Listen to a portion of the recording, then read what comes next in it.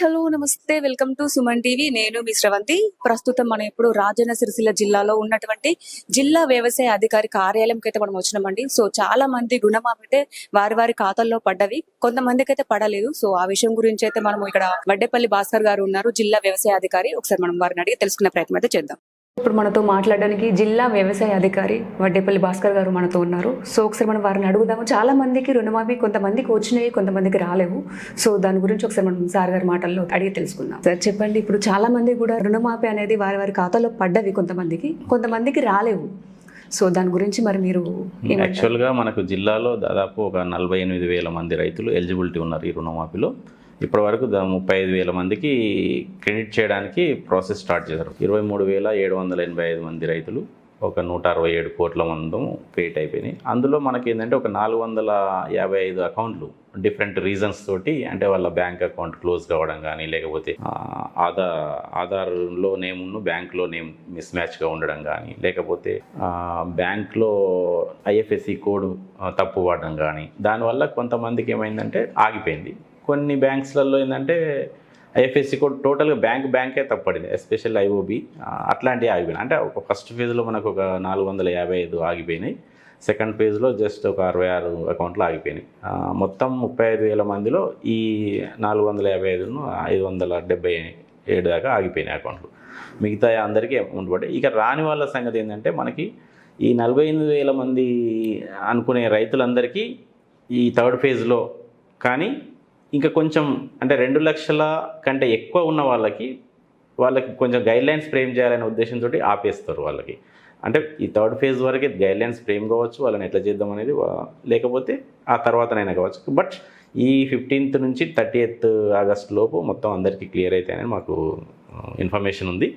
అది government decision మీద depend అయి ఉంటుంది.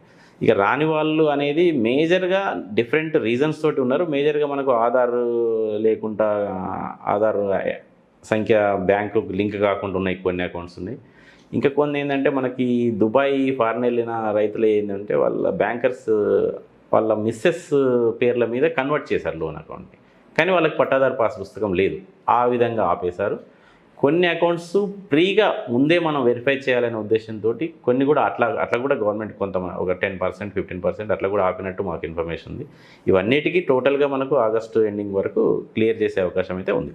సో వాళ్ళు ఒకవేళ చాలామంది కన్ఫ్యూజ్లో కూడా ఉన్నారు, ప్రాసెస్ ఎలా స్టార్ట్ చేయాలి, ఎలా క్లియర్ చేసుకోవాలి అని చెప్పేసి కూడా కొంచెం వాళ్ళు ఆలోచన అనేది రాంగ్ అవుతుంది, వాళ్ళకి అర్థం కావట్లేదు. వాళ్ళకి ఈజీ వేలు ఇప్పుడు ఎలా వెళ్తే మనకి వాళ్ళకి అర్థమయ్యే విధంగా అయితే ఒక్కటి చెప్పదలుచుకున్నది ఏంటంటే మనం ప్రతి మండల హెడ్ క్వార్టర్లో గ్రీవెన్స్ సెల్ ఏర్పాటు చేసాము. అక్కడ ఏఓ గారు ఉంటారు, బ్యాంక్ పర్సన్ ఒకరు ఉంటారు, అక్కడికి వెళ్తున్నారు, వాళ్ళు క్లారిఫై చేసుకుంటున్నారు. అయినా కూడా చాలామంది రైతులు, కొంతమంది అక్కడికి వెళ్ళలేని రైతులు కావచ్చు, లేకపోతే అవసరం లేదు తర్వాత చూద్దాం అనుకునే రైతులు కావచ్చు, కానీ డిఫరెంట్ వేలో ఫోన్లో మాట్లాడే రైతులు చాలామంది నాకు కూడా ఫోన్స్ వస్తుంటాయి. ఇట్లాంటి వాళ్ళకు మేము డీటెయిల్గా ఎక్స్ప్లెయిన్ చేయడం జరుగుతుంది. అయినా కూడా మీ టీవీ ద్వారా చెప్పడం ఏంటంటే కొంచెం ఓపిక పట్టాలి.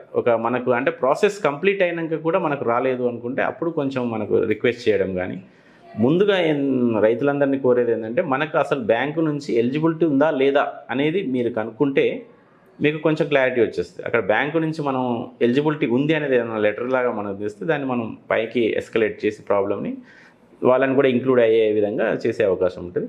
కానీ ఇప్పుడు ఆందోళన చెందాల్సిన అవసరం లేదు. మనకు 3వ ఫేజ్ అయిపోయిన తర్వాత కూడా 2 లక్షల పైన ఉన్న రైతులకి ఒక ప్రొసీజర్ ఫామ్ చేస్తారు. ఆ ప్రొసీజర్ ఫార్ములేట్ చేసిన తర్వాతనే వాళ్ళకు అమౌంట్ పడుతుంది. అంటే ముందు వాళ్ళు అమౌంట్ పే చేయాలి, ఎక్సెస్ అమౌంట్ అంతా. ఆ ఎక్సెస్ అమౌంట్ పే చేసిన తర్వాత వాళ్ళకి ప్రాసెస్ స్టార్ట్ చేస్తారు. కాబట్టి దానికి అండర్ ప్రాసెస్లో ఉంది.